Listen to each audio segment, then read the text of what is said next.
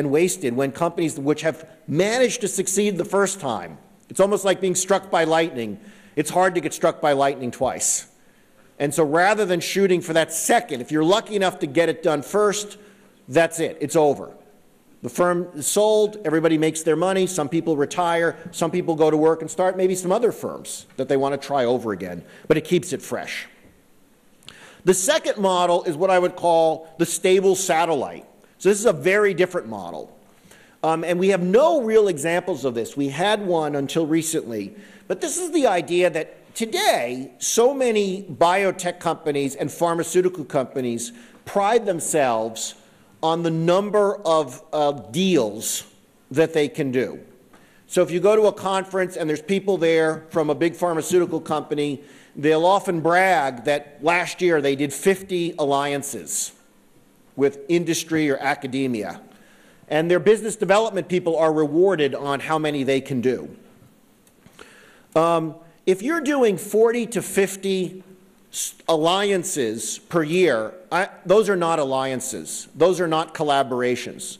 Those are short-term, arm's-length contracts. There's no collaboration going on. And I've spent a lot of my time studying what happens in collaborations between big pharma companies and biotechnology companies, and the word collaboration does not come to mind.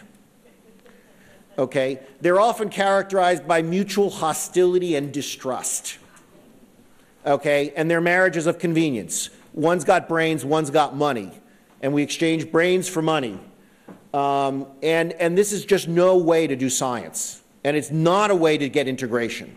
So an alternative model is for large pharma companies to realize they need to work with biotech companies, but they can't work with 50 of them or 100 of them at arm's length. They need to bet on a few, a handful, 4 to 5. And they need to engage them for 10 years or longer in a broad area, say diabetes. And you have a biotech firm be your diabetes R&D group for the next 10 years. And you make a substantial equity investment, maybe more than 50%. That's a very different mentality. And then it takes a different mentality for biotech entrepreneurs, which is the idea of becoming the next Amgen or the next Genzyme is no longer what you aspire to. Now, you keep some of the equity. I think it's important to keep some of the equity free so that you can still trade the stock publicly. The only example we had of that, and it worked quite well until recently, was the Genentech-Roche relationship, which ended because Roche bought Genentech, so it's no longer a stable satellite. It's just a division. It's completely integrated. But it's one that I think has a lot of promise, and I'm not sure why it hasn't been done more. You do have to bet on some firms, and there's risks there, but I think it's the right path to go. And actually, the Genentech-Roche worked extremely well for many, many years. The third is what I would call an integrated platform provider. And this takes into account the recognition that biotechnology is this constellation of technologies, and you need players who can integrate these and provide a platform, and then who can collaborate with a range of other players for specific applications. And to date, very few biotechnology companies really have the full platform of technologies, the full suite of technologies that you need to really discover drugs. Now, increasingly, that platform goes beyond just therapeutics. You can apply these platforms in other sectors like energy. So I'm finishing up a case study on a company now. Hopefully it'll be done in the next couple of weeks. A company in the San Francisco Bay Area that got started out of research from the University of California, Berkeley on malaria. And they were funded partly by the Gates Foundation.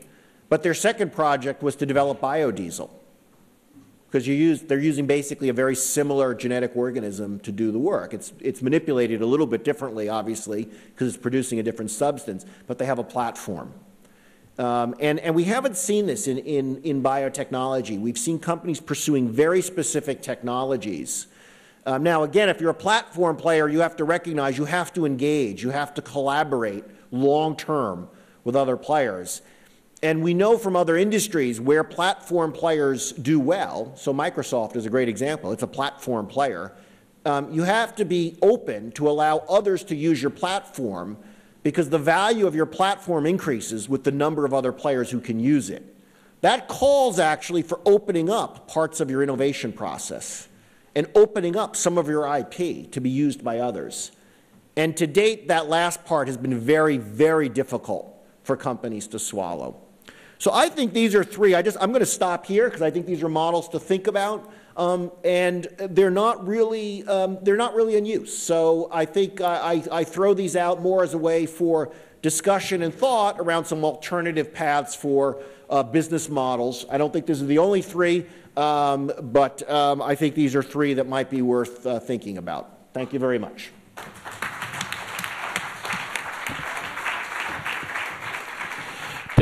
Thank you, Gary, for your